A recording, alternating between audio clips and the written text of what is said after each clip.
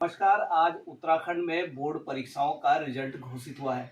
वहीं कई लोग 25 की मेरिट में, जो कि मेरिट बनती है ऑल ओवर उत्तराखंड की, उसमें कई बच्चों का सिलेक्शन हुआ है। माता पिताओं को भी खुशी हुई है, वहीं गुरुजन भी इस रिजल्ट से गदगद है। वहीं अगर बात की जाए सतपुली की, नगर पंचायत सतपुली का एक बालक मेरे साथ है, अक्षत डोबरियाल, जिन्होंने कि 9th रैंक हासिल की है हाई स्कूल की परीक्षा में। जेपी इंटर कॉलेज कोटद्वार में ये पढ़ाई करते हैं। तो बेटा, कितनी परसेंटेज आई है और किस तरह से इस परीक्षा को आपने देखा? सबसे पहले तो परसेंटेज है मेरी 97.4, 487 नंबर मुझे मिले हैं। सबसे पहले तो मैं श्रेय अपने टीचर्स को देना चाहूँगा, कुकुरेती सर को जो हमारे प्रिंसिपल हैं, जेपी इंटर कॉलेज के सारे स्टाफ को मैं श्रेय देना चाहूँगा अपनी सफलता का। एग्ज़ाम हमारा कुंभीचौड़ में हुआ था, गवर्नमेंट इंटर कॉलेज में, और सारी परीक्षा मतलब ठीक ठीक गए थे। मैंने एक्सपेक्ट भी इतना ही किया था, लगभग 97-98 के समथिंग, और मतलब मेरी एक्सपेक्टेशन के हिसाब से मुझे नंबर मिले हैं।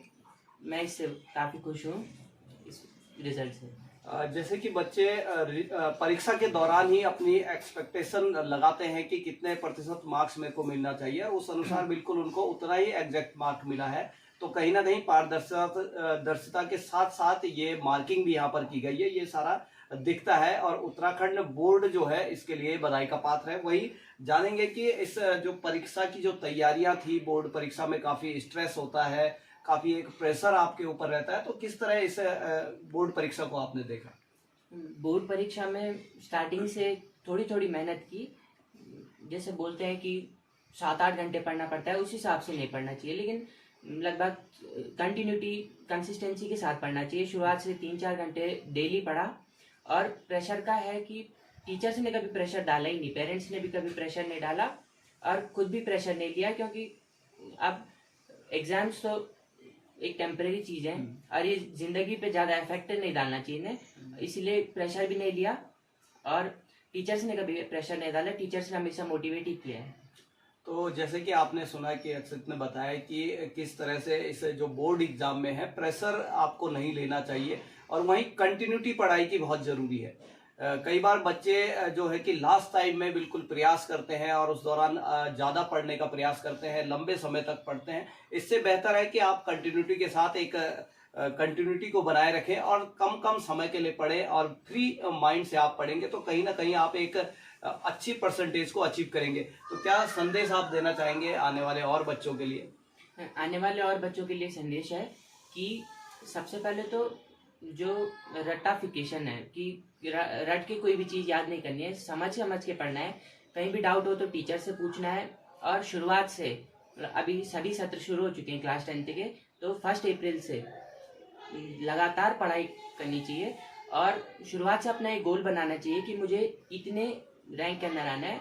जैसे मैंने जब गोल बनाया था स्टार्टिंग में अप्रैल में कि टॉप 10 उत्तराखंड में स्कोर होना चाहिए, और उसके हिसाब से मैंने अपनी तैयारी की। अगर हम 100% की इच्छा के साथ तैयारी करते हैं तो तब जाकर हमें 97 या 98% मार्क्स हासिल होंगे। इसलिए मैंने अपना गोल 100% बनाया, ताकि 97-98 को हम टच कर सकें।